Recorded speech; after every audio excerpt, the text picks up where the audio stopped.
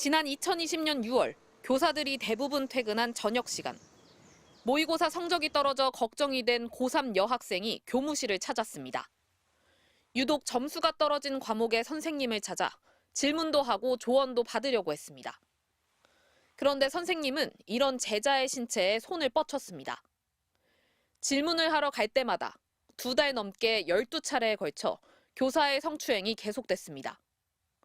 학원을 가거나 과외를 할 수 없는 기숙학교 특성상 피해 학생은 자신이 약한 과목을 가해 교사에게 의존할 수밖에 없었습니다. 제일 못하는 과목이 고 그래서 필요한 부분만 얻자고 생각했다. 이런 성폭력은 대부분 교무실에서 퇴근 시간 이후나 늦은 오후에 벌어졌습니다. 간혹 동료 교사가 다가오는가 싶으면 가해 교사는 추행을 멈췄습니다. 피해 여학생은 한여름에도 긴팔을 입고 교복 치마 대신 반바지를 입어야 했습니다. 긴팔과 반바지를 입고 무릎 담요까지 덮었지만 담요 안으로. 하지만 눈앞에 입시가 걱정돼 신고를 미뤘던 학생은 수능이 끝난 12월에야 피해 사실을 학교에 신고했습니다. 옷 안으로 손이 들어간 뒤에는 도저히 합리화가 불가능했다. 그런데 이 문제로 열린 학교 징계위원회에서는 의외의 발언들이 나왔습니다. 교장이 오히려 가해 교사를 감싸고 들었던 것입니다. 선생님에 대한 변호를 하지 않으면 그런 기회도 없을 것 같습니다.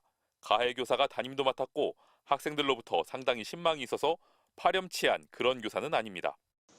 징계위에서 교장이 이런 발언들을 하던 시점에 가해 교사는 경찰 수사 끝에 성추행 혐의로 이미 재판에 넘겨진 상태였습니다. 교장이 이처럼 두둔했지만 이 교사는 결국 파면됐습니다. 한민고에서 선생님이 제자를 성추행한 사건은 이뿐만이 아닙니다. 지난 2015년엔 교사가 고1 여학생을 교무실과 보건실에서 성추행하고 집 앞까지 찾아가 추행한 사건도 있었습니다. 2017년에는 또 다른 교사가 상담실에서 고2 여학생을 성추행했습니다. 개교 이래 10년 동안 강제추행으로 파면된 교사만 앞서 본 사례까지 모두 3명. 성폭력으로 인한 교사 징계는 모두 6건이나 되고 이들로부터 피해를 당한 학생 수는 훨씬 더 많습니다. 기숙사에서 지내며 학원도 가지 않는 한민고 학생들은 유독 교사 의존도가 높습니다. 전체가 다 기숙사에 있고 한 달에 한 번만 나가잖아요. 일반적인 학교 선생님과 제자 사이보다 더 친근함이 있긴 있거든요. 학생들을 직접 챙기는 사감교사를 비롯해 교사가 제자에게 성폭력을 저지르는 일들이 이렇게 반복됐습니다. 학교 측은 개교 초기 학교가 정비되기 전에 발생한 일들로 모두 적법하게 처리했다며 교사 개인들의 일탈로 피해를 입은 학생과 학교에 대해 매우 안타깝게 생각한다고 밝혔습니다. MBC 뉴스 조희영입니다. 지난해 6월 토요일 오후 차를 향해 다가오는 한 남성, 한민고 교장 신모 씨입니다. 이튿날인 일요일 아침에도 신 교장은 자연스럽게 이 차에 올라탑니다. 차를 몰고 도착한 곳은 어느 교회. 신 교장이 몰고 다닌 이 차는 학교가 돈을 내고 임대한 학생 응급 이송용 차량입니다. 대중교통이 없다시피 한 기숙사에서 지내는 학생들은 갑자기 아프면 이 차를 타고 병원에 가야 합니다. 신 교장은 이 차를 자가용처럼 썼다고 합니다. 제가 밤에 심하게 앓았던 적이 있는데 그때 원래 그 차로 병원에 갔어야 했습니다.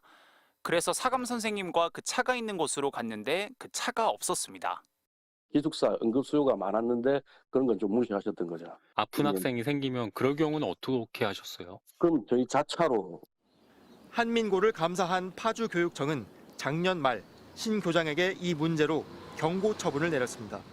신 교장은 응급 이송용 차량은 규정에 맞게 공무로 썼던 거라며 다른 교직원들도 사용해왔다고 말했습니다. 교육 당국이 밝힌 한민고의 비리는 다양합니다.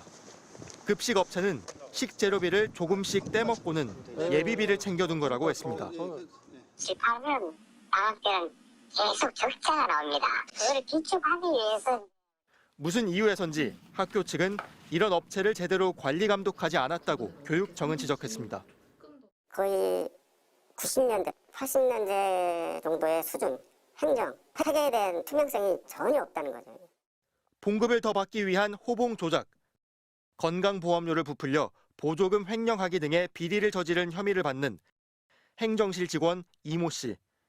교육청이 이 씨를 횡령 혐의로 경찰에 고발했지만 학교 측은 아무런 징계 없이 이 씨를 학교법인 소속 사업체로 옮겨줬습니다. 나만이 판단이 아니라 교장도 그렇고 그래서 이 사람은 나쁜 사람은 아니야. 돈 만지는 일 어떻게 또 시키겠어요, 나쁜 사람한테. 한민고 측은 교육청 감사에 나온 이 같은 지적들에 대해 재심을 청구할 거라고 밝혔습니다. MBC 뉴스 손구민입니다. 지난 2014년 개교한 경기도 파주시 한민고등학교. 입학생 70%가 군인 자녀들인 기숙형 사립고입니다. 국방부 돈 850억 원을 들여 세웠는데도 이상하게도 사립학교로 분류됐습니다. 학생들은 안보 특강을 들어야 합니다. 지난해 6월 김형철 군사문제연구원장이 강사로 왔습니다. 그는 부정선거 음모론을 주장하는 대수장, 대한민국 수호 예비역 장성단 공동대표였습니다. 대수장은 내란 피의자 윤석열 대통령과 김용현 전 국방장관에게 응원의 화환을 보냈던 단체입니다. 저는 공군사관학교 응원단장이었습니다. 우리는 독재에 살았지만 그 당시 국민의 마음에는 희망과 열정이 있었습니다. 그는 정치 성향을 주저없이 내보였습니다. 문재인이는 대한민국의 자유민주주의와 시장 경제의 꿀을 빨아먹고 공산주의자가 돼서 지금 대한민국을 공산화의 구렁텅이로 몰아넣고 있습니다. 김 원장은 강단에서 학생들에게 특정한 역사관을 설파했다고 합니다. 이승만 대통령에 대한 어떤 미화나 어떤 그분의 일대기에 대해서 굉장히 긍정적인 말씀들을 많이 하신 언급이 있었습니다. 또 다른 강사 강석호 자유총연맹 회장. 극우 성향 유튜버들을 영입하고 지난 총선에 개입하려 했다는 의혹을 받고 있습니다. 윤석열 대통령께서 조속히 국정에 복귀하시길 간절히 우리 모두 기원합니다. 이런 그도 2년 전 한민고 강단에 섰습니다.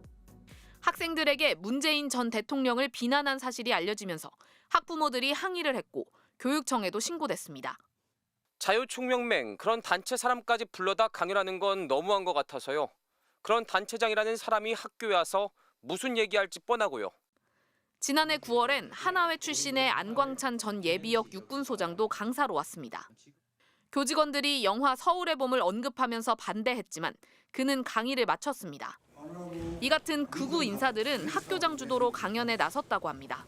우리 교장 선생님께서 주관하신 것들은 조금 정치적인 성향들이 있는 내용들이 있었습니다. 학교 측은 이런 극우 성향 인사들의 강연 내용을 공개할 수는 없다고 했습니다. 강사들에게 직접 요청했지만 강연 자료를 줄 수는 없다고 답했습니다. 6.25 전쟁에서 우리 국군들이 또 유엔군들이 얼마나 헌신적으로 싸웠는지 강의 전체 PPT나 뭐 이런 거를 주실 수는 없네요. 안 주는 걸로 결정했습니다. 퀴즈를 냈을 뿐이라는 강석호 자유총연맹 회장. 퀴즈를 내고 선물을 줬어요. 네네네. 그래서 예를 들어서 뭐 6.25 사변은 네. 뭐 남침이냐 북침이냐. 네. 안광찬 소장은 하나회 자격으로 강의한 건 아니라고 했습니다. 내가 한 유엔사 친선협회 회장으로서 내가 한 거지. 네네. 거기에 왜 하나회가 나옵니까? 학교 측은 정치적 성향을 따지지 않고 강사 초청을 해왔다며 정치적으로 편향된 인사를 불렀다고 문제 삼는 건 외국이자 명예훼손이라고 말했습니다. MBC 뉴스 조희영입니다.